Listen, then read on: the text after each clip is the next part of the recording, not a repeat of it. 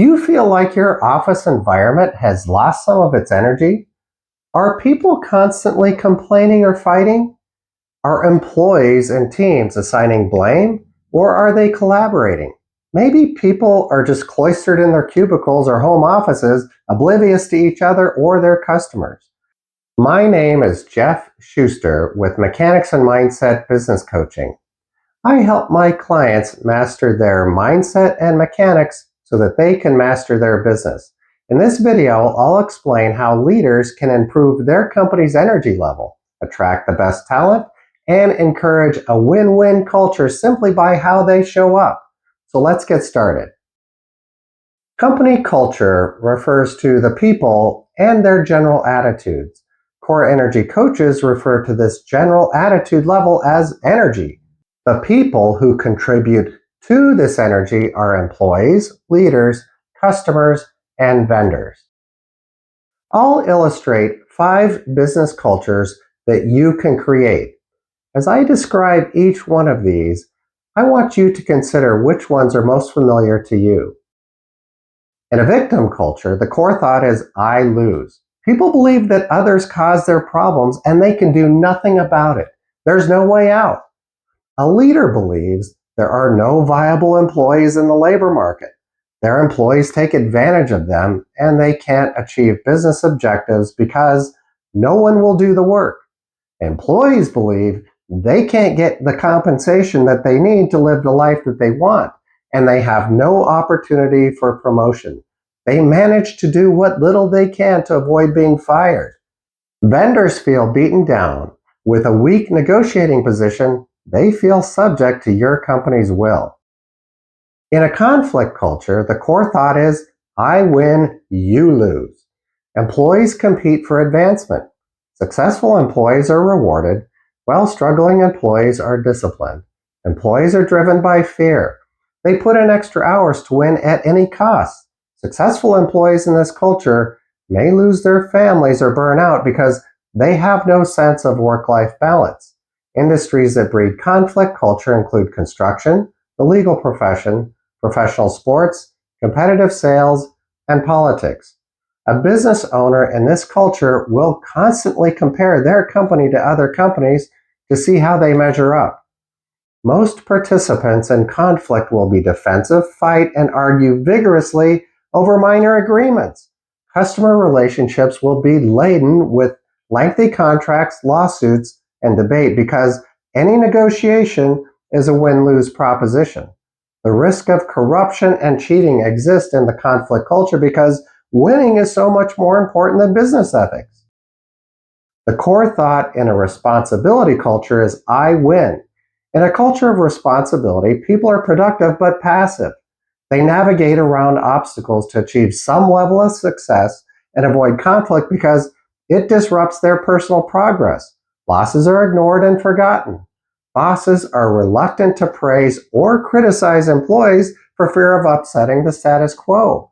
Employees see problems in their company, but they remain silent. The economy pushes responsibility culture companies around.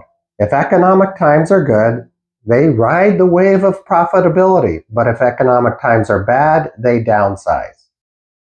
The core thought in a compassion culture is, you win.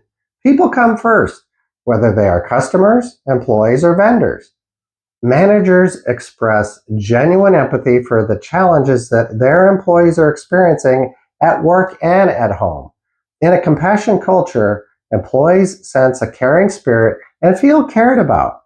In some cases, compassion culture companies breed a sense of mutual caring, where stakeholders reciprocate the compassion shown by company leaders. In other cases, stakeholders take advantage of their leaders' compassion. This happens when some are in a conflict mindset while others attempt compassion. Customers are likelier, though, to trust compassionate companies because they value people over winning. In an opportunity culture, the core thought is win-win. Opportunistic people understand the interconnectedness of everyone winning. The company earns profits, customers gain a valuable service, and employees and vendors make a good living. This culture turns losses into learning experiences and eventually into wins. Each event is seen as an opportunity instead of a problem. If the economy turns down, what's the opportunity? If your product is unpopular, what's the opportunity? If you lose a valuable employee, what's the opportunity? Stakeholders stick with opportunistic companies because they see promotions, higher compensation, and growth. Imagine getting involved in a mystery thriller and not reading the ending. This is how opportunistic companies engage stakeholders. People want to stick around to see how the opportunities play out. Most will identify with each of the different corporate cultures that I've described. You may see strengths and weaknesses in each culture. The culture that is most conducive to growth is the opportunity culture. So, how do you build an opportunity culture in your business?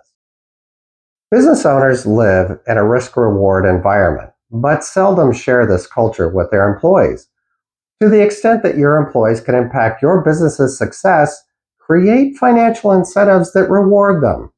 Avoid bonus systems where the employees win without giving the company a win. Hiring opportunities are a shortcut to build an opportunity culture. The best way to learn if a candidate is an opportunist is to ask interview questions that uncover an opportunity mindset. So here are a few questions that you can try. Tell me how you reacted to a failure in your past. What opportunity do you see for yourself and our company? What products should our company sell that it doesn't offer now? Given what you know about our company, how can you improve it? If you get hired in this job, how will you measure your success?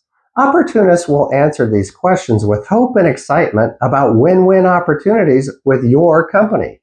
You can measure their answers against the 5 cultures that I've described to see which culture they'll inspire in your company. As the leader, you set the mood of your organization. I use an exercise with my coaching clients called climbing the ladder. In this exercise, you check your thoughts against the 5 cultures that I've described in this video: victim, conflict, responsibility, compassion, and opportunity. This will help you identify your current mindset and help you pick the opportunity mindset, which will promote an opportunity culture. The average corporate culture is conflict.